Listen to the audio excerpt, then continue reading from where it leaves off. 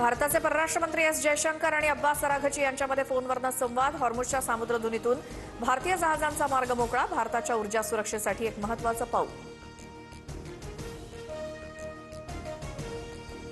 Saudi अरेबियातून कच्च्या तेलाचं जहाज मुंबईत पोहोचलं. लायबेरियाच्या झेंड्याचा वापर करत शेनलॉंगचा धाडसी प्रवास. 1.35 लाख टन कच्चं तेल घेऊन जहाज मुंबई बंदरात. भारतानं रशियाकडनं तेल खरेदी 50% वाढवल्याची माहिती. मार्चमध्ये दररोज 15 लाख बॅरल तेलाची विक्रमी खरेदी. इंधन तुटवड्यावरती मात करण्यासाठी भारताचं मोठं पाऊल.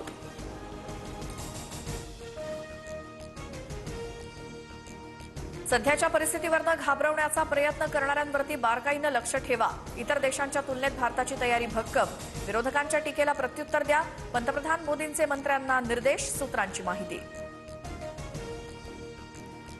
गॅस टंचाईच्या मुद्द्यावरनं संसद परिसरात विरोधकांचं आंदोलन. सिलेंडर आणि चूल मांडून आंदोलन. राहुल गांधी, प्रियंका गांधी आंदोलनात सहभागी. सरकारविरोधात घोषणाबाजी.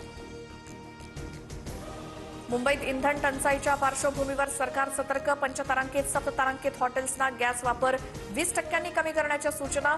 हॉटेल व्यवस्थापकांकडूनही तातडीनं उपाययोजना सुरू. गॅसचा पुरवठा होत नसल्यामुळे नागपूर, बीड, ठाणे, पुण्यातील काही हॉटेल्स, केटरर्स बंद. छत्रपती संभाजीनगरात हॉटेल चालकांवरती चूल पेटवण्याची वेळ. जगानं प्रति बॅरल $200 इतक्या दरानं तेल खरेदीसाठी तयार राहावं. इराणची धमकी. हॉर्मुझच्या सामुद्रधुनीतून एकही ऑइल टँकर जाऊ देणार नसल्याचा इराणच्या मिलिटरी कमांडरचा पुनरुच्चार.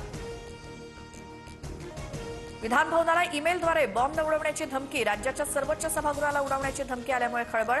बॉम्ब शोधक पथकाकडून सर्च ऑपरेशन सुरू.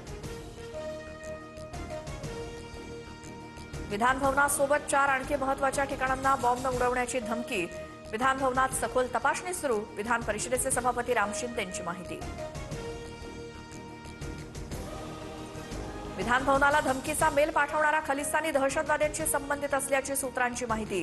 मिसाईल आणि बॉम्बनं विधिमंडळाला उडवण्याची धमकी. सुरक्षा यंत्रणा अलर्टवर.